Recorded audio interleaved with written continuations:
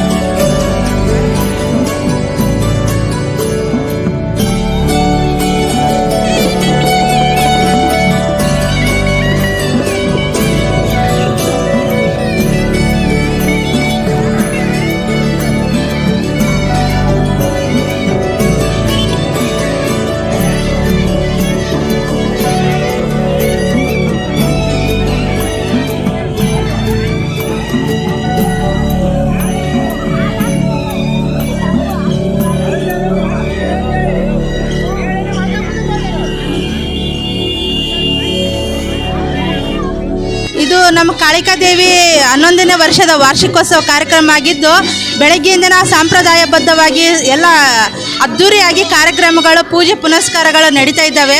ಒಂದು ವಾರದಿಂದನೇ ಮಹಿಳೆಯರು ಪುರುಷರು ಎಲ್ಲ ಸೇರಿ ಎಲ್ಲ ಸಿದ್ಧತೆಗಳನ್ನು ಮಾಡಿಕೊಂಡು ಎಲ್ಲ ಸರಿಯಾಗಿ ನಡ್ಕೊಂಡು ಹೋಗ್ತಾ ಇದೆ. ಇವತ್ತು ಬೆಳಗ್ಗೆ ಉಪಹಾರದ ವ್ಯವಸ್ಥೆ ಕೂಡ ಇತ್ತು, ಮಧ್ಯಾಹ್ನ ಇವಾಗ ಪ್ರಸಾದ ವ್ಯವಸ್ಥೆನೂ ಇದೆ. ಇವಾಗ ಕುಂಭ ಸೇವೆ ನಡೀತಾ ಇದೆ, ಪುರುವಂತಿಗೆ ಸೇವೆ ನಡೀತಾ ಇದೆ. ಎಲ್ಲ ರೀತಿಯಾಗಿ ಸಂಪ್ರದಾಯಬದ್ಧವಾಗಿ ಚೆನ್ನಾಗಿ ಮಾಡ್ಕೊಂಡು ಹೋಗ್ತಾ ಇದ್ದೀವಿ. ಮಧ್ಯಾಹ್ನ ಎಲ್ಲರೂ ಪ್ರಸಾದಕ್ಕೆ ಬಂದು ನಮ್ಮ ಜಗನ್ಮಾತೆಯ ಆಶೀರ್ವಾದನ ತಗೋಬೇಕಂತ ನಾನು ಕೇಳ್ಕೊತೀನಿ. ಎಲ್ಲರಿಗೂ ನಮಸ್ಕಾರ. ಏನಪ್ಪ ಅಂದರೆ, ಸುಮಾರು 11 ವರ್ಷಗಳಿಂದ ನಾವು ಶ್ರೀ ಕಾಳಿಕಾ ದೇವಿ ವಾರ್ಷಿಕೋತ್ಸವ ಅಂಗವಾಗಿ ಪುರುವಂತರ ಸೇವೆ ಹಾಗೂ ಕಳಸ ಆಮೇಲೆ ಕುಂಭದೊಂದಿಗೆ ನಾವೆಲ್ಲರೂ ವಿಜೃಂಭಣೆಯಿಂದ ಈ ಒಂದು ಕಾರ್ಯಕ್ರಮನ ಮಾಡ್ತಾಯಿದ್ದೀವಿ.